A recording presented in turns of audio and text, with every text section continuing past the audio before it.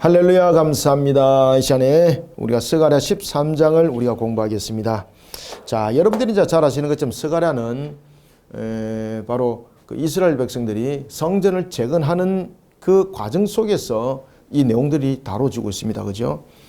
그리고 이제 스가랴는 여러분이 잘 아시는 것처럼 그 학개와 동시대의 인물이었다라는 것도 또한 우리가 이미 우리가 1장부터 이제 쭉 우리가 공부해 왔죠. 그죠? 1장부터 쭉 공부해 오면서 그 내용들을 우리가 보았습니다. 그리고 또한 스가랴 특징 가운데서 하나가 뭡니까? 8가지의 환상. 특히 이제 8가지 환상의 주요한 내용들은 무엇이었죠? 그렇죠. 8가지 환상 속에서 나타나고 있는 것은 성전 재건이 무엇을 의미를 하고 있는가? 결국 이제 성전 재건이 하나님과 관계 회복을 가장 중심적인 내용들로 다뤄주고 있다는 것을 깨닫게 알게 하고, 그리고 또한 하나님께서 이 성전 재건하는 과정 속에서 이스라엘을 어떻게 지켜보실 것인가라는 부분들을 8가지 환상을 통해서 또한 보여줬던 것입니다.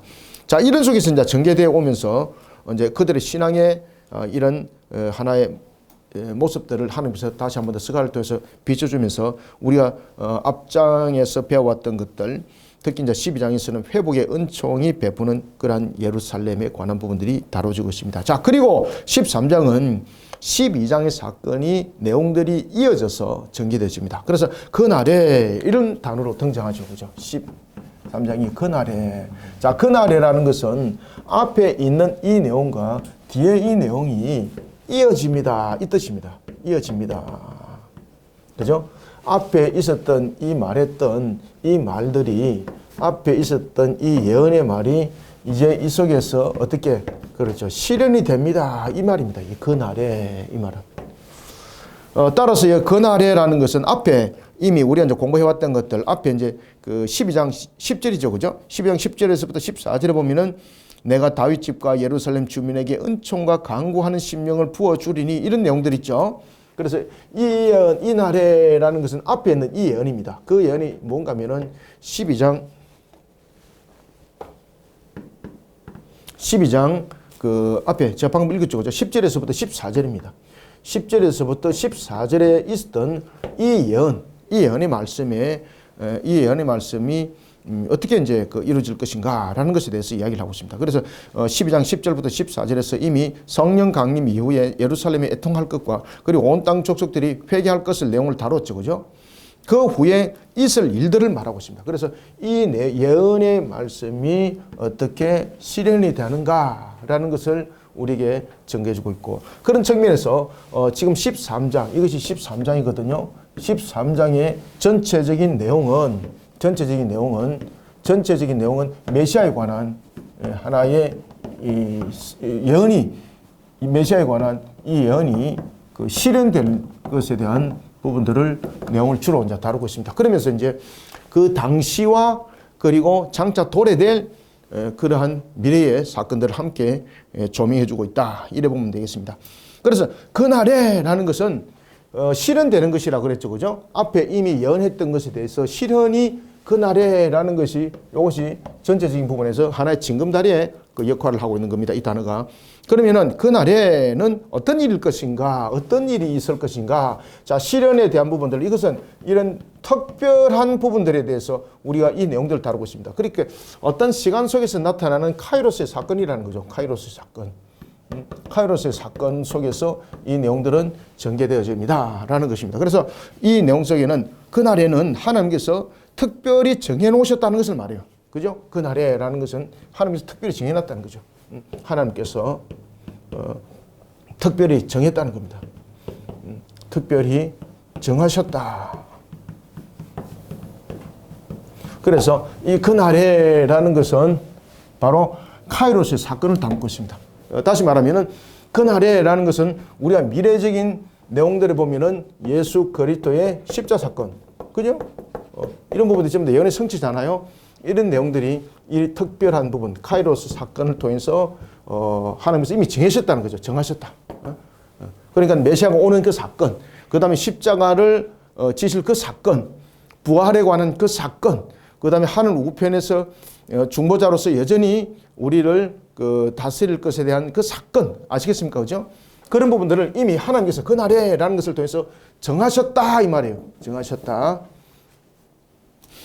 그날에 죄와 더러움을 씻는 셈이 다윗의 족속과 예루살렘 주민을 위하여 열리리라. 자, 그날에 죄와 더러움. 자, 그날에 결국은 이 특별한 이런 부분을 통해서 실현을 이룰 때에 하나님께서 정하셨습니다. 그러면 이 그날이라는 것은 뭐가 관계 있는가 하면 지금 내용을 딱 보면 메시아 사건이고 이 메시아 사건 속에서 등장하는 것이 뭡니까? 구원론이거든. 지금 구원론. 구원론. 자, 구원론 속에서 그러면 그날에 등장하고 있는 것은 뭔가 하면 그날에라고 말씀을 하면서 무슨 이야기를 하고 있는가 하면 그날에 죄를 씻는다는 거죠. 죄와 더러움을 씻는다. 죄와 더러움. 죄와 더러움. 그러면 죄는 무엇이고 더러움은 무엇이겠습니까, 여러분들? 죄는 우리가 지금까지 진행해 나온 방향을 보면은 성전을 더럽혔던 우상, 그죠? 더러움. 성전을 첫 번째는 성전을 더럽혔던 우상. 이게 그 죄가 되는 것이죠. 그다음에 이제 더러움이 그렇고 죄는 무엇입니까? 죄부터 먼저 다룹시다. 죄는 우리가 왜 하말티아라 그러잖아, 그죠? 하말티아가 무엇입니까? 관역을 벗어난 것을 죄라 그러거든요. 하말티아 이렇게 이제 이 내용 속에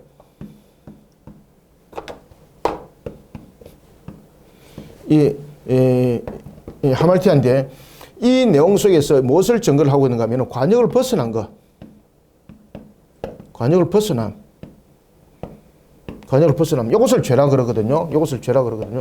그러면은 다시 말하면 화살을 쏘았는데 이 관역을 꼽혀 되는데 이 관역을 벗어났잖아요. 이것을 죄라 그래요. 그러면 이 관역이 뭔가 하면 이것이 율법이에요. 율법. 이 관역이 율법이에요. 그래서 이 화살을 쏘았는데 화살이 이 관역을 벗어나 버린 것을, 율법을 벗어난 것을, 그것을 죄라 그래요. 그래서 하말티아라고 말해요. 절대 따라합니다. 하말티아. 그것을 죄라 그래요. 그래서 죄는 율법을 어긴 것. 이것을 죄라 그래요. 자, 그 다음에 이제 더러움은 뭔가 하면 첫 번째, 앞에도 제가 말씀드렸죠. 그죠? 성전을 더럽힌 것인데, 성전에 무엇으로 가득 채워놨습니까? 그렇죠. 성전을 우상으로서 가득 채운 것. 이것을 더러움이라고 말하는 거예요. 그 다음에 이제 두 번째는 성전에 하나님께 제의를 드린다면서 그 제의가 우상 숭배 요소를 담아놨죠. 그죠? 그래서 그것을 불의한 제의라고 말해요. 불의한 제의는 불의한 제사를 드렸다 이 말이에요. 이런 부분들이 더러움이라는 것이죠. 그 다음에는 이제 세 번째는 이 불의한 부분들에 대해서 어떤 부분들이 종합적으로 내용을 담고 있는가 하면 더러움은 바로 우상 숭배. 이런 요소들이 더러움이라 이렇게 말할 수 있습니다. 그래서 죄와 더러움을 그날에 씻는다는 것이죠. 그래서 죄와 더러움을 씻는다는 것은 이 속에서 무엇이 성립되겠습니까? 그렇죠. 회개가 성립되고 회개 속에서 이 속에서 구원론이 이렇게 연결되는 겁니다. 지금 1장 1절이 이 내용을 전부 다 설명하고 있어요. 이 내용이. 그리고 또 하나는 여러분들이 굉장히 주셔야 될 것. 다윗의 족속과 예루살렘 주민을 위하여 열리리라. 자, 보세요. 자, 하나하나 따져봅시다. 그날에라는 것은 이 예언의 말씀이 성취될 것을 말하고 있어요. 그런데 이 예언의 말씀이 성취될 것이 메시아와 관계된다 그랬죠. 그리고 이 그날에라는 것이 메시아와 성취될 것이 무엇과 관계된다 그랬어요. 구원론과 관계된다 그랬죠. 그 구원론과 관계된 측면에서 죄를 더러움을 씻는 것이라고 회개가 일어나는데 누구로부터 먼저 하는가. 자, 그래서 구원이라는 부분을 통해서 하나님께서 한 나라, 한 민족, 그 다음에 한 사람을 택했다는 거죠. 그게 누굽니까? 그게 바로 오늘 본문에 등장하고 있는 다윗의 족속, 예루살렘 주민, 바로 유대인들로부터입니다. 그래서 하나님께서 아브라함을 선택을 하는 거잖아요. 구원을 이루기 위해서 그들을 구원에 이르게 하였다는 것이 아니라 하나님께서 구원의 뜻을 이루기 위해서 하나님께서 한 족속, 한 민족을 택했다는 이야기예요. 그 한 족속, 한 민족이 누굽니까? 바로 유대인들이에요. 그럼 유대인들이 전체적인 구원이 이뤘다는 것이 아닙니다. 그들을 통해서 구원이 흐르도록 하나님께서 물꼬를 그렇게 만들었다는 겁니다. 자, 여러분들 무언가가 시작을 하려면은 점이 있어야 되잖아요. 동그라미를 그리려면은 마음으로 그냥 동그라미 이렇게 하면 동그라미가 그려집니까? 아니잖아요. 자, 이렇게 점을 통해서 점이 점을 움직여서 이렇게 형체를 만드는 것이 똑같아요. 그러니까 이 예언의 말씀을 성취하기 위해서 하나님께서 메시아에 대한 약속을 했잖아요. 결국은 이것이 구원론인데 구원이 죄사함과 회개와 함께 연결되는 이 측면에서 그러면 이런 완성들을 이루기 위해서 그 출발점은 누구로부터 이루었는가라는 것을 이야기를 해요. 그 부분들이 바로 다윗이었고 그리고 예루살렘 주민이에요. 예루살렘. 그러면 다윗은 메시아에 대한 부분에 대해서 이 부분들을 증거를 하고 있고요. 또 하나는 예루살렘은 무엇을 증거하고 있습니까? 그렇죠. 하나님께서 유대인들을 통해서 모든 구원에 이루는 첫 출발점을 그렇게 선택했다는 뜻이에요. 이해됐습니까?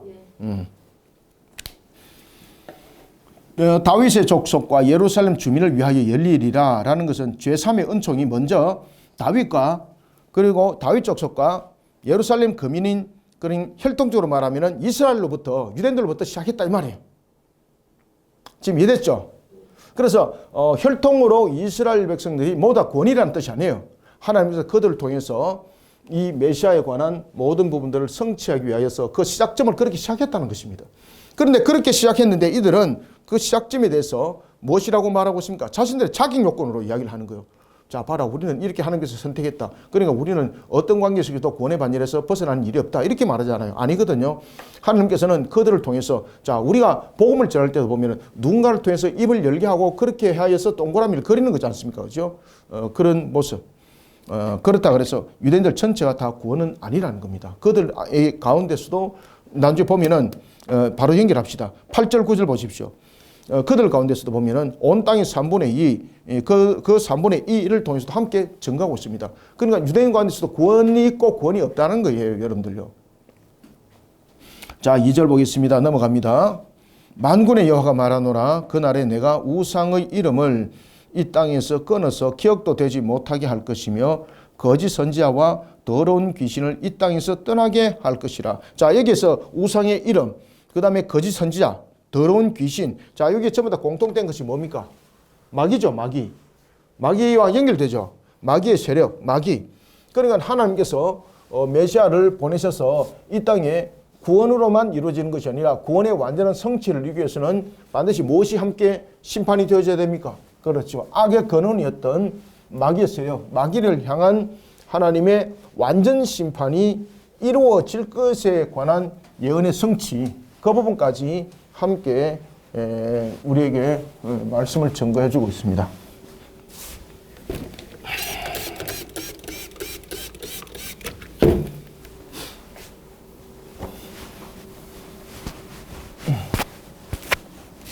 자, 그러면은 우리가 여기서 봅시다. 여기서 보면은 우상의 이름. 우상 이름은 다양한 우상 숭배가 있다는 거죠. 자, 우상의 이름이라는 건 통해서 이름은 뭔가 하면은 존재가 하나가 아니라는 겁니다. 하나가 아니고 존재가 여럿이 있다는 겁니다. 이름이 있다는 것은. 이해됐죠? 그죠? 그러니까 우상의 이름이라는 것은 우상의 존재가 여러 존재를 만들었다는 이야기입니다. 그러니까 이름이 있다는 것은 실체가 그들이 살아있는 것은 아니지만은 그런 우상을 여러 가지 부분들로서 많이 만들었다는 거죠. 그러니까 종교가 생기는 겁니다. 여러분들이 잘 아시는 것처럼 이슬람교, 그 다음에 여러 가지 부분에서 불교 이런 종교들 있지 않습니까? 그것이 이제 우상의 이름이죠. 그래서 이름은 하나가 존재하면 이름 필요 없습니다, 여러분들요. 그냥 신이라 부르면 되는 거잖아요. 그래서 여호와는 이름이 없습니다. 여호와는 스스로 존재하는 분인데 그러면 우리는 여호와라 부르는 이유는 무엇입니까? 그것은 스스로 존재하는 자로서의 그것을 우리에게 가르쳐주면 되는 것이죠. 자, 그래서 우상의 이름이라는 것은 우상의 존재가 여럿이 있다는 것이고, 그 다음에 이제 두 번째는 여기에서 말하고 있는 거짓 선지자. 거짓 선지자는 하나님께서 그들에게 말씀을 주지 않은 자들입니다. 하나님께서 그에게 말씀을 주어서 세운 자가 선지자잖아요. 하나님께서 말씀을 주지 않았다는 뜻이에요. 그러면은 두 번째는 이 거짓 선지자는 자기의 생각을 전하는 자, 자기 생각을.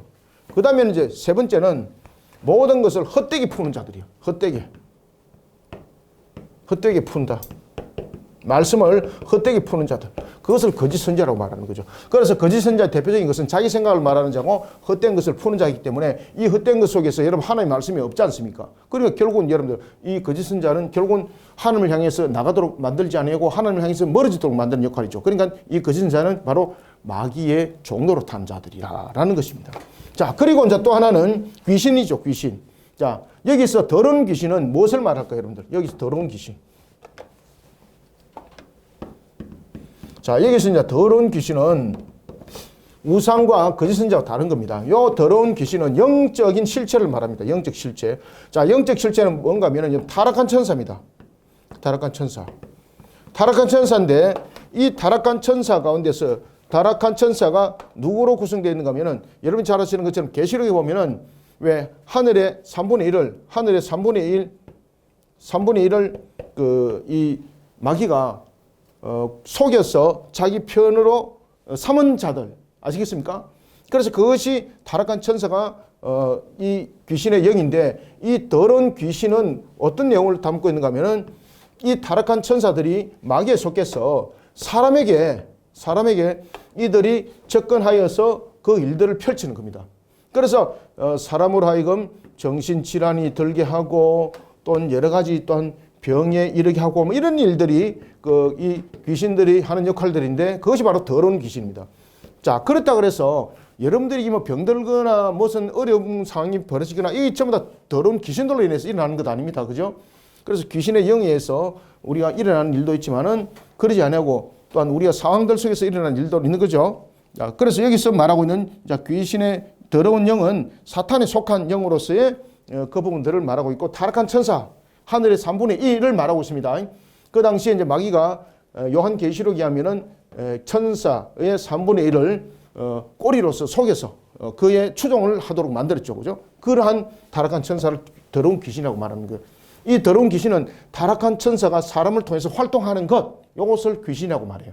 그리고 귀신인데 더럽다는 것은 이 더럽다는 것은 어떤 역할을 하고 있는 겁니까? 사람들에게 정신을 병들게 하고 여러 가지 질병이 걸리게 하고 뭐 이런 부분들의 내용들이 있죠. 그죠? 이런 부분들을 더러운 귀신이다. 이렇게 말을 하는 겁니다. 더러운 귀신을 이 땅에서 떠나게 할 것. 그죠? 그러면 이 메시아가 오셔서 바로 오십시오. 우상의 이름을 어떻게 하고 우상의 이름을 이 땅에서 끊어버리고 그 다음에 거짓 선자와 더러운 귀신을 이 땅에서 떠나게 할 것이는 심판을 말하고 있는 거죠. 심판. 그러면은 그 날에라는 것을 통해서는 무엇을 말하고 있는 겁니까? 그렇죠. 장차 도래될 우리의 종말의 내용들을 함께 담고 있습니다. 바로 메시아를 통해서 우리를 구원에 이를 뿐만 아니라 바로 악한 것을 당한 하나님의 심판. 그래서 그 날에라는 것은 두 가지의 미래의 사건을 다루고 있습니다. 카이로스 사건 속에서 하나는 구원이고 하나는 무엇입니까? 심판입니다. 심판. 이 내용을 1절이 2절이 설명하고 있습니다. 자, 3절 봅시다. 사람이 아직도 예언할 것 같으면 그 나은 자가 자, 여기서 이제 사람이 아직도 예언한다는 건 이 거짓된 예언입니다. 여기 거짓된 예언이요. 앞에 여러분들이 잘 아시는 것처럼 거짓 선자와 같은 그런 자들의 거짓된 예언입니다. 사람이 아직도 예언할 것 같으면 그 낳은 부모가 그에게 이르기를 네가 여호와의 이름을 빙자하여 거짓말을 하니 살지 못하리라 하고 낳은 부모가 그가 예언할 때 칼로 그를 찌르리라. 이 칼로 찔러 죽이라는 이야기입니까 이거? 요거 문자적으로 그대로 받아들이면 안 됩니다 이거. 그러면은 자녀가 불신앙 속에 있으면은 칼로 찔러 다 죽이라 이 말이잖아요. 그죠? 이런 것들이 우상 숭배 속에 또는 이단 속에 만연해지던 자들이 이 행동 그대로 합니다. 자기들과 뜻이 같이 한다. 그러면 이 구절을 그때 가지고 동원하면서 부모가 칼로서 그를 찔러라. 그러니까 칼을 주면서 찔러라. 이렇게 막 시키고 그러는 거예요. 자, 그러면 여기서 낳은 부모가 그가 예언할 때, 이 예언은 거짓된 예언이거든요. 거짓된 예언할 때 칼로 찔러라는 것은 무슨 뜻인가 하면은 비록 친가족이라 할지라도 이 거짓 예언을 하거나 다른 신을 섬기고자 꼬일 때에 다른 신을 섬기고자 가족들을 갖다가 회방하고 가족들을 꿰고 이런 일들이 있겠죠. 그럴 경우에 공적으로 그 죄를 들어서 그 죄 자체가 공적으로 심판의 대상이 되어야 된다는 것을 지금 전제를 하고 있는 겁니다. 아시겠죠? 따라서 칼로 무슨 살해를 하라 이런 것이 아니고 다른 신을 섬기거나 또는 다른 신을 섬기고자 가족들을 이렇게 깰 경우 어떻게 될 것인가? 그죠? 여러분 잘 아시는 신천지가 가족들을 갖다 깨려고 막 이런 것들을 하죠. 그죠? 그럴 때는 어떻게 할 것인가? 그 죄가 공적인 심판이 되게 해야 된다는 것입니다. 다시 말하면은 그 자녀조차도 하나님의 공의 가운데에 세워진다는 겁니다. 다시 말하면은 그 자녀를 보담께 안고 감사하여서 그들과 함께 가면은 그들과 함께 똑같이 심판당한다는 뜻입니다. 그래서 그들로 하여금 회개케 하고 신앙으로 바로 돌이킬 수 있도록 여러분들이 그 자체를 고면하지 않으면 안 된다는 거예요. 그래서 칼로 그를 찌르라라는 것은 이런 내용을 담고 있습니다. 자, 이해됐습니까? 이게 굉장히 난해한 구절입니다. 그 다음에 4절 그날에, 자, 여기서 이제 계속해서 이제 앞에도 1절에서 그날에 또 4절에서 그날에 지금 이 내용들을 다루고 있죠. 그래서 여기에서 그날에라는 것은 하나님께서 서민들을 영적으로 고양시켜서 이제 거짓말이 만천하에 드러나게 할 것에 대한 부분들을 이제 내용들을 담고 있어요. 그러면 하나님께서 이 예언의 말씀을 통해서 이 모든 것들을 성취해 나갈 때에 그냥 메시아만 오는 것으로 끝나지 않는다는 겁니다. 하나님께서 어떻게 하는 겁니까? 영적 흑암 속에 가려 있는 이 흑암을 무엇으로? 빛으로 밝힌다는 거죠. 빛으로. 여러분들 빛으로 밝히면은 흑암 속에 있던 무엇이 보입니까? 내 모습이 보이죠. 그런데 이 내 모습이 얼마나 더럽습니까? 그러니까 그 추악한 모습을 다 보게 한다는 거예요. 추악한 모습. 심지어 하나님께서 이 흑암의 빛을 발하여서 어떤 일들이 일어나는가 하면은 앞에 거짓 선자들, 이 거짓 선자들이 자신들이 거짓 행위를 한 것에 대해서 어떻게 한다는 게 자신의 입으로 회개하고 고백까지 하게 만드는 사건들이 이제 일어난다는 겁니다. 자, 4절 그날에 선자들이 예언할 때에 그 환상을 각기 부끄러워할 것이며, 자, 여기 이제 무슨 말입니까? 그날에 선자들이 예언한 거, 여기서 선자는 누구예요? 거짓 선자, 그죠? 거짓 선자는 자기 생각을 말하고 헛된 것을 푼다 그랬잖아요. 그러니까 이 거짓 선자들도 환상을 보겠죠. 이 거짓 선자들이 봤던 환상은 누구로부터 온 환상입니까? 마귀가 준 환상입니다. 마귀로부터 그들이 받았던 환상을 하나님께서 주셨다 이렇게 착각을 하고 있는 거예요. 그것이 이렇게 흑암에 있을 때는 몰랐는데 빛을 발하니까 그 내 모습이 보이는 거예요. 그날에 선자들이 예언할 때에 그 환상을 각기 부끄러워할 것이며, 그러니까 그 환상을 부끄러워한다는 것은 그 환상을 하나님으로부터 받았던 환상이 아니라 누구로부터 받은 환상이다? 그렇죠. 마귀로부터 받은 환상이라는 것을 그때서 자신의 그런 추악한 모습을 보게 된다는 겁니다. 그래서 자신의 입으로 이렇게 고백해요. 사람을 속이려고 트롯도 입지 아니할 것이며, 자, 이게 이제 무슨 말인가 하면은 이 거짓 선자들이 위장까지 하는 겁니다. 참 선자의 모습처럼. 자, 그 당시에 이 트롯은 어떤 의미를 담고 있는가 하면은, 자, 우리가 선지자들 가운데서 트롯을 입었던 대표적인 세 사람 있죠. 구약과 신약을 한번 봅시다. 자, 첫 번째 구약에서는 어떤 사람이 트롯을 입었을까요? 맞습니다. 여러분들이 잘 아시고 있는 엘리야. 성경에 나타납니다. 엘리야가 하늘에 성천했을 때 옷을 남기죠. 그 옷이 트롯이거든요. 그 트롯을 누가 주워서 입습니까? 엘리야와 엘리사가 입었던 바로 이 트롯은 바로 선지자를 표시하는 그러한 옷이게 됐습니다. 그러면 신약에서는 이런 트롯을 입은 사람이 있습니다. 누굽니까? 광야에서 외친 자, 메뚜기와 석청을 먹고 광야에서 지냈던 자 누굽니까? 세례 요한. 세례 요한이 바로 이 트롯을 입었습니다. 그러면은 트롯은 무엇을 증거하고 있는가 하면은 트롯이 의미하는 바. 자, 여기서도 이제 트롯에 대해서 이야기를 하고 있는데, 트롯은 제일 먼저 첫 번째 이 하나 영적인 고향을 고치시키는 겁니다. 다시 말하면은 이 트롯을 입은 것은 선지자 자체의 겸손 이런 부분들, 그죠? 검소한 부분들. 트롯은 우리에게 상징적 의미 속에서 무엇을 의미하고 있는가 하면은 검소함. 그래서 이들은 먹는 것도 전부 다 제한해서 먹었습니다. 그 다음에 겸손, 절제, 이런 부분들이 트롯이 증거하고 있습니다. 그 다음에는 이 트롯이 무엇을 상징하고 있을까요? 그렇죠. 이 부분들이 말 그대로 세상과 구별된 삶을 상징하고 있습니다. 세상과 구별된 삶. 세상과 구별된 말하고 있습니다. 그들의 삶이 그랬다는 겁니다. 그래서 특히 이제 요한 같은 경우는 무엇을 먹었습니까? 그렇죠. 메뚜기 석청. 메뚜기와 석청이 그의 식량이었습니다. 메뚜기와 석청. 이런 것을 먹고 그가 광야에서 지냈던 겁니다. 자, 그래서 이 트롯이 굉장히 중요한 역할을 하고 있죠. 그럼 다시 말하면 이 사람들이 트롯을 입게 되면은 엘리야를 기억하게 되고 엘리사를 기억하게 되는 거죠. 그러면 이 트롯은 선지자로서의 자신의 모습을 외형적으로 사람들에게 증가하는 모습도 되잖아요. 그래 거짓 선자가 이런까지 위장을 다 했다는 겁니다. 그때에 메시아가 옴으로써 빛이 바래지게 되고 흑암이 빛이 바래져서 그들의 모습을 비춰내니까 이 거짓 선지자들이 자신들 입으로 내가 지금까지 환상에 본 것 내가 착각을 했습니다. 내가 본 환상은 하나님이 주신 그 환상이 아니고 마귀가 나에게 준 환상이었습니다. 그리고 또 이야기를 하는 거 내가 엘리야와 엘리사처럼 내가 무엇을 위장했다. 선자인 것처럼 털옷을 입고 내가 위장을 했습니다. 이것을 자기의 입으로서 자신의 입으로 자백하게 만든다는 거예요. 자백하게.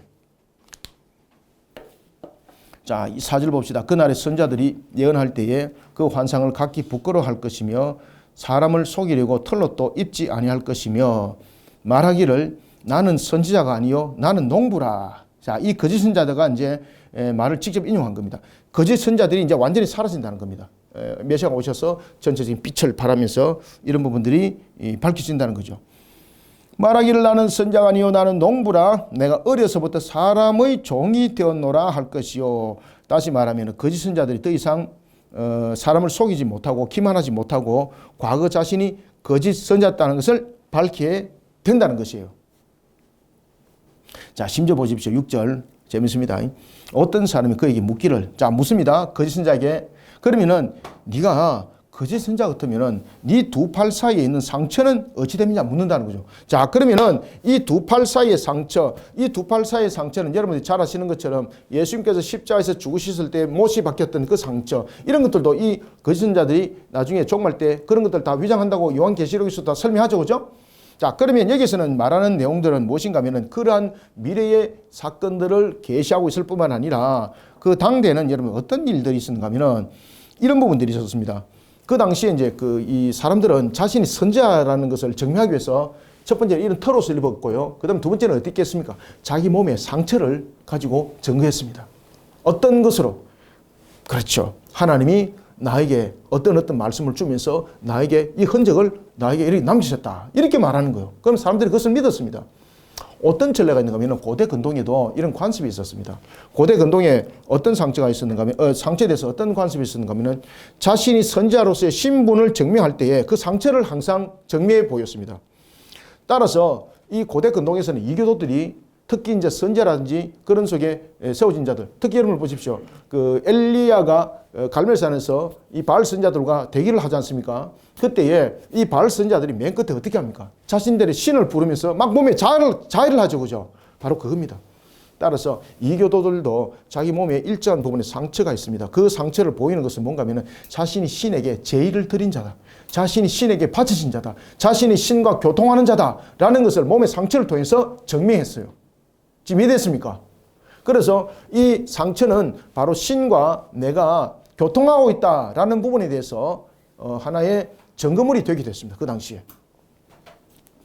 자, 이와 같은 부분에 대해서 이게 결국은 하나님과 교통 속에서 이게 나타난 상처가 아니고 결국은 어떤 상처라는 것을 고백하게 되는 겁니까? 그렇죠. 자신이 이교도자라는 것, 그리고 이 상처가 거짓말이라는 것, 거짓이라는 것, 이런 부분들을 결국은 사람들로 하여금 밝혀지게 되고 알게 되어진다는 것입니다. 그래서 사람이 묻는다라는 거예요. 6절 어떤 사람이 그에게 묻기를 네 두 팔 사이에 있는 상처는 어찌 됨이냐 하면 대답하기를 이는 나의 친구 집에서 받은 상처라 하리라. 그죠? 이해됐죠? 그래서 이 상처는 자신이 선지자의 신분을 입증하면서 거짓으로 자랑했지만 실질적으로는 이것이 이교도 속에서 하나의 우상 숭배, 제의식 속에서 일어났던 상처일 수도 있고 또 하나는 우상 숭배 가운데서 그가 입었던 상처, 이런 제사를 드리는 형태의 하나 모습, 이것이 자백되어지는 거예요. 그러니까 하나님께서 그를 교통하면서 흔적을 남긴 것이 아닙니다. 여러분들, 하나님이 말씀을 주면서 선지자에게 상처를 준 적이 있습니까? 성경을 전부 다 소선지서, 대선지를 다 뒤비 보십시오. 없습니다, 여러분들요. 그래서 우리가 이런 모습 속에 항상 흔적 속에 미혹당하지 말아야 됩니다. 우리가 이런 부분들이 이제 예수님 당시도 이후에도 이런 문제점들이 터지게 되는 거죠. 다시 말씀드리면은 사도권에 관한 부분들, 고린도서란 이런 것들을 보면은 왜 사도 바울이 사도가 아니라고 막 그들이 이야기를 하잖아요. 그 이유가 사도 바울이 사도증이 있느냐? 여러분, 예수님께서 사도에 대해서 사도증 발행했습니까? 사도증 발행한 일이 없거든요. 그렇다고 해서 사도들에게 무슨 상처라는 흔적을, 스티그마 흔적을 도장 찍듯이 찍었습니까? 그런 적 없거든요. 그런데 이런 그 거짓 교사들이 그렇게 내용들을 만들어서 사람들에게 전가합니다. 근데 사람들은요, 그걸 믿어요. 왜 그런가 하면, 그래, 맞아. 그 상처가, 그 흔적이, 그리고 사도증이 있어야만이 진짜구나. 이렇게 사람들이 믿어요. 이것이 영적 허감 속에 가려져 있는 결론이 이 때문입니다. 자, 이런 부분들이 전부 다 밝혀진다는 거예요. 자, 이제 7절 봅시다. 만군의 여호와가 말하노라. 가라, 깨어서 내 목자, 내 짝된 자를 치라. 여기서 이제 목자는 거짓된 목자가 아니고 참 목자입니다. 여기서 목자는 거짓된 목자가 아니고 이제 참 목자입니다. 참 목자. 참 목자. 그 다음에 칼은 무엇입니까? 칼은 권세, 권력, 이 부분들을 말하고 있습니다. 자, 그러면은 여기서 만군의 여호와라는 것은 절대 주권자로서의 지금 하나님을 말해요. 여기서 만군의 여호와는요, 여러분들 절대 주권자라는 부분들과 연결됩니다. 여기서 만군의 여호와는 절대 주권자입니다. 절대 주권자. 절대 주권자로서의 하나님이세요. 여기서 절대 주권자가 이 모든 것들을 섭리 가운데서 만들어 간다는 겁니다. 만군의 여호와가 말하노라. 가라, 깨어서 내 목자, 내 짝된 자를 치라. 그럼 여기서 내 목자, 내 짝된 자를 왜 치겠습니까? 그죠? 이 내 목자, 그리고 내 짝된 자를 치라는 것은 이제 장차 도래될 예수님에 관한 부분들을 설명하고 있습니다. 바로 십자가 사건입니다. 십자가 사건. 십자가 사건이고, 이 십자가 사건이 바로 하나님의 백성들을 구원하기 위한 구원의 대속의 값이라는 것을 이 부분들이 증거를 하고 있습니다. 만군의 여호와가 말하노라. 가라, 깨어서 내 목자, 내 짝된 자를 치라. 목자를 치면, 이 목자를 치면이라는 것은 죽음에 이르는 겁니다. 목자를 치면 양이 흩어지려니와. 자, 여러분, 예수님께서 십자가에서 죽으시고 제자들이 뿔뿔이 다 흩어졌죠, 그죠? 그리고 또한 그 예수님의 사건 이후에 예루살렘이 탄압을 받게 되는 거죠. 그랬을 때 교회들이 뿔뿔이 흩어져서 끝났습니까? 제자들이 뿔뿔이 흩어져서 모든 것이 끝났습니까? 아니잖아요. 그러면서 교회들이 확장됐잖아요. 그러니까 구원의 완성을 이루기 위해서 이와 같이 이런 장차 도래될 사건들을 지금 계시를 하고 있습니다. 만군의 여호와가 말하노라. 가라, 깨어서 내 목자, 내 짝된 자를 치라. 그래서 내 짝된 자를 치라는 것은 하나님의 섭리소. 다시 말하면은 장차 도래될 그 메시아를 통해서 그 죽임, 그 죽음이 하나님의 섭리라는 것을 이야기를 하고 있어요. 하나님의 섭리. 그러니까 이 하나님의 섭리가 하나님의 절대 주권과 함께 연결되는 거예요. 만군의 여호와가 말하노라. 가라, 깨어서 내 목자, 내 짝된 자를 치라. 목자를 치면 양이 흩어지려니와 작은 자들 위에는 내가 내 손을 들이우리라. 여기서 작은 자들이라는 것은요, 구원의 백성들을 말합니다. 구원의 백성. 하나님께서 구원하시기로 예정한 자들입니다. 그래서 여기서 작은 자들은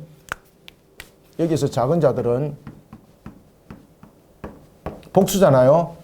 작은 자들이 여러 명이라는 이야기입니다. 그러면 이 작은 자들은 하나님께서 구원하시기로 한 구원의 백성, 그 다음에 그 숫자가 적음을 말합니다.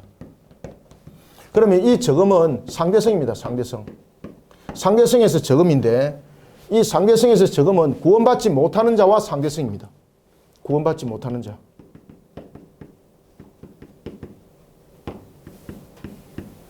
구원받지 못하는 자와 상대성에 있어서 그렇게 작다 이 말이에요. 숫자로 말하면은 구원받지 못한 자와 구원받은 자의 부분에 대해서 구원받지 못한 자가 더 많다는 이야기입니다. 그래서 작은 자들이요. 그리고 이 작은 자들은 구원의 백성을 말하고 있고 숫자로는 적다는 것을 말하고 있는데, 이 구원의 백성은 어떻게 그 죄사함, 회개라는 죄사함을 통해서 구원에 이르게 한다는 것을 우리에게 설명하고 있습니다. 자, 이 본문이 전부 다 짧지만 이 본문들이 굉장히 여러분 어렵습니다. 그죠? 왜냐하면 이게 이제 예언의 말씀, 도래될 부분들을 함께 담고 있기 때문에 이 13장이 짧지만은 이 내용을 설명하면 굉장히 길게 이야기해야 될 내용들입니다. 이 자체가. 자, 봅시다. 만군의 여호와가 말하노라. 가라, 깨어서 내 목자, 내 짝된 자를 치라. 목자를 치면 양이 흩어지려니와 작은 자들 위에는 내가 내 손을 들이우리라. 내가 내 손을 들이운다는 것은 뭡니까? 결국은 이 작은 자들을 구원하는 것이 구원이 행위론이 아니라는 겁니다. 그들의 행위를 담은 것이 아니라 이 구원이 하나님의 전적인 은혜라는 것을 설명하고 있어요. 하나님의 전적인 은혜. 하나님이 전적인 은혜로 구원이 이루어진다. 이것을 무엇으로 설명하고 있다? 무엇으로 설명하고 있다? 내가 내 손을 들이우리라. 이것이 하나님의 전적인 은혜를 말하고 있는 거예요. 내가 내 손을 들이우리라. 내가 내 손을 들이우리라. 이것이 하나님의 전적인 은혜로 구원에 이른다. 이 말입니다.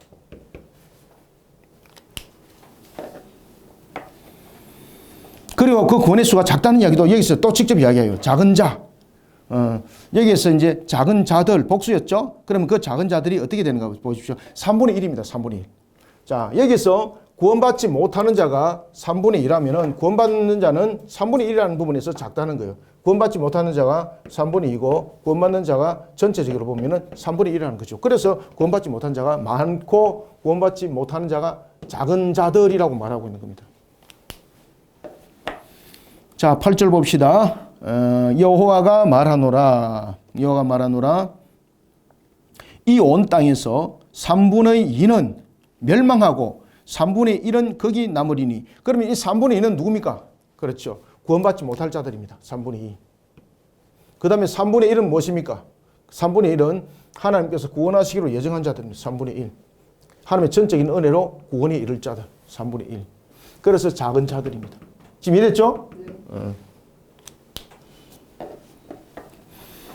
3분의 1.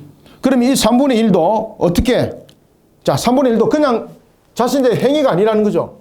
행위가 아니고 바로 여기서 죄삼이라는 부분들 여기 있네. 죄삼을 통해서 이루어진다는 것을 설명하고 있습니다. 자, 보겠습니다. 8절 9절 다시 봅시다. 여호와가 말하노라. 이 온 땅에서 3분의 2는 멸망하고 3분의 2는 구원받지 못할 자들. 아시겠죠? 3분의 1은 거기 남으리니. 3분의 1은 누구? 구원받은 자들. 구원받을 자들. 그 구원받은 자들도 자신의 행위가 아니라 하나님의 전적인 은혜로 구원받는다는 이야기예요. 그것이 내가 내 손을 들이우리라는 것을 증명하고 있고, 또 하나는 금, 은 이렇게 연단을 이야기를 하죠. 그래서 구원의 백성들은 회개라는 죄사함을 통해서 내가 그 적은 숫자를 구원할 것이다 라는 것을 설명하고 있습니다. 자, 9절 보고 마무리합니다. 내가 그 3분의 1을 불 가운데 던져 은같이 연단하며. 자, 불 가운데 던져 은같이 연단한다는 것은 무슨 이야기입니까? 이것은 자, 구원의 과정을 통해서 일어나고 있는 성화 과정을 말하고 있거든요. 자, 그리고 금같이 시험할 것이라 그들이 내 이름을 부르리니. 이게 뭡니까? 그렇죠. 회개입니다. 회개. 여호와 이름을 왜 부릅니까? 용서하여 주옵소서. 나의 죄를 용서하여 주옵소서. 여러분, 여호와를 부른다는 것은 어떤 의미를 담고 있습니까? 여기서 부른다는 것은 회개. 여호와를 부른다는 것은 무엇을 말하고 있다? 회개. 여호와를 부르는 것은 그냥 부르는 것도 아니죠. 그죠? 여호와를 부른다.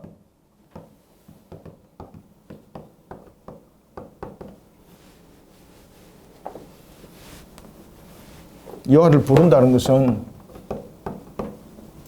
통회하면서 회개하는 겁니다.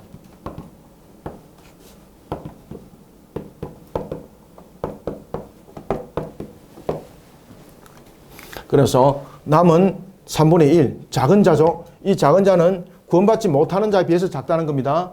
그리고 이 작은 자는 구원에 이를 때 하나님 전적인 은혜로 구원받는다는 것을 말하고 있고, 그 전적인 은혜로 구원받을 때 반드시 성립되는 것은 회개라는 제사함을 통해서 이루어진다. 그것이 여호와를 부른다라는 것이 증거하고 있습니다. 이거 이해됐습니까?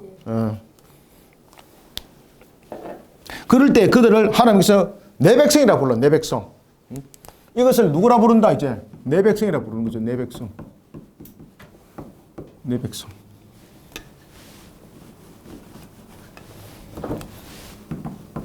이것을 내 백성이라 부른다는 거죠. 이거 화면에 이게 보입니까? 이 위에 쓴 거. 네, 내 백성이라 부른다라는 것이죠.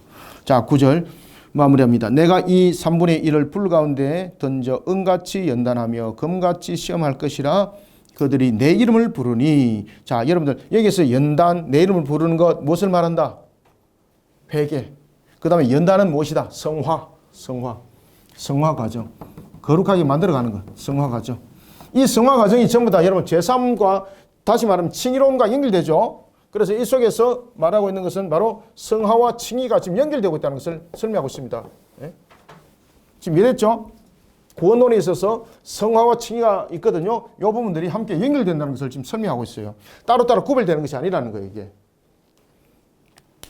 따라서 칭의가 없고 성화만 있다 이것이 아니고, 성화만 있고 칭의만 있다 이것이 아니고, 성화, 그러니까 먼저 앞서는 것이 여러분 칭의예요. 칭의가 앞서고 뒤에가 오는 것이 따라오는 것이 성화예요, 여러분들요. 요 과정들이 전부 다 연결된다는 이야기예요. 자, 이 부분들을 설명하고 있다. 자, 그렇게 세워진 자를 하나님께서는 내 백성 삼는다는 거죠. 그럼 다시 말하면 내 백성은 혈통이 아니라는 거예요. 혈통이 아니고 최종적으로 메시아를 통해서 구원에 이르게 한 자가 내 백성이고, 죄 사함을 받은 자가 내 백성이에요. 자, 이해됐습니까? 자, 내 백성이 무엇입니까? 이스라엘 백성들은 혈통이다, 자신들이 선민이다 말하지만 그것이 내 백성이 아니라는 거죠. 그 가운데 내 백성이 있고 내 백성이 아닌 자도 있다는 거죠. 3분의 2가 그것을 설명하고 있습니다. 그러면서 여기에서 내 백성을 이야기를 하고 오면서 이 과정 속에서 이 내 백성이 되는 것은 첫 번째 칭의 가운데 죄사함을 받은 자, 두 번째 성화 가운데 놓여 있는 자, 이것을 내 백성이라고 부른다라는 것이죠. 그러면은 내 백성은 혈통으로서의 내 백성이 아니란 이야기예요. 신앙으로서 내 백성은 신앙으로서 내 백성이라는 것, 신앙으로서. 그러면 이 신앙으로서 내 백성이 어떤 백성인가? 하나님께서 어떻게 하기로? 구원하기로 예정한 자들입니다. 그것이 내 백성입니다. 하나님께서 구원하시기로 예정한 자들. 그것이 내 백성입니다. 그리고 내 백성은 그냥 바로 그냥 내 백성을 삼는 것이 아니라는 거죠. 죄삼이라는 칭의를 거치고 그런 성화 과정 속에 세워진 이 구원의 과정 속에서 이 내 백성이라는 칭호가 주어진다라는 것입니다. 이해됐습니까? 자, 이것을 아시고 여러분들이 다시 한번 더 구절을 읽읍시다. 내가 이 3분의 1을 불 가운데 던져 은같이 연단하며 금같이 시험할 것이요 그들이 내 이름을 부르리니, 여기까지는 무엇이 연결됩니까? 칭의와 성화가 연결되는 거예요. 내가 들을 것이며 나는 말하기를 이는 내 백성이라. 그러니까 내 백성은 행위론이 아니라는 이야기죠. 하나님께서 구원하시기로 예정한 자들, 그들을 하나님께서 은혜 가운데 구원하시고 죄삼이라는 부분들, 회개와 함께 연결된 죄삼이라는 부분들이 성립된 그러한 칭의 그리고 성화 과정을 통해서 이 과정을 걸러냅니다. 그리고 그들을 내 백성이라고 말하는 거죠. 내가 들을 것이며 나는 말하기를 이는 내 백성이라 할 것이요 그들은 말하기를 여호와는 내 하나님이라 하나님이시라 하리라. 아멘. 그래서 그들의 고백 속에서 나타나는 것, 하나님이 나의 하나님, 두 가지죠. 하나님이 나의 진정한 참 하나님이 왕이라는 것과 그리고 나의 아버지라는 부분들이 이 속에서 우리가 고백되집니다. 자, 백성이니까 왕이 있는 거잖아요. 그죠? 그 다음에 백성이 양자된 것이니까 아버지가 있는 거예요. 그래서 여기서 우리가 함축적으로 주고 있는 것은 바로 백성과 양자 부분들을 함께 담고 있습니다. 백성과 그리고 양자 부분들을 함께 담고 있습니다.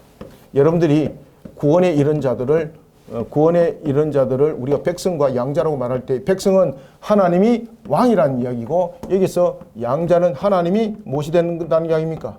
그렇죠. 아버지로서의 이 성립이 구원된 자에게 백성과 양자가 성립이 됩니다. 그렇기 때문에 구원받은 자에게 여러분 상급만 있는 것이 아니라 무엇이 있습니까? 기업이 있는 거예요. 기업. 천국이라는 기업이 있고 우리 속에 주어지는 양자로서의 권위와 권세도 그 속에 함께 있는 것입니다. 자, 이런 부분들이 13장에 굉장히 신학적으로 중요한 내용들이 이 속에 함축되어져 있습니다. 그러니까 구원론에 있어서 굉장히 중요한 요소들을 13장에서 담고 있습니다. 여러분들 이것을 잘 참고하셔서 따라오시면 되겠습니다. 자, 이런 부분들은 이제 공부를 하려면 우리가 이제 신학 공부를 이미 이제 해왔던 거, 인간론, 구원론, 기독론 이런 것들도 함께 공부하셔야 됩니다. 그래야만이 제가 지금 이야기했던 것을 이해를 할 수 있어요. 그러지 아니하고 그냥 뜬금없이 이 내용만 그냥 치고 들어오면 신학적 바탕이 되지 않는 상태 속에서, 교리적 바탕이 되지 않는 상태 속에서 이 말씀이 무엇을 증가하고 있는지를 못 깨달아요, 여러분들요. 그래서 우리가 성경 공부를 할 때는 항상 교리 공부를 함께 하셔야 됩니다. 그렇게 하면서 따라오셔야 됩니다. 그러니까 바티스트 성경 아카데미에 들어오시면은 그런 교리 공부하는 그 모든 내용들이 함께 다 들어있죠, 그죠? 그것을 철저히 공부를 잘 하시고 이렇게 따라오시면 되겠습니다. 감사합니다. 수고하셨습니다.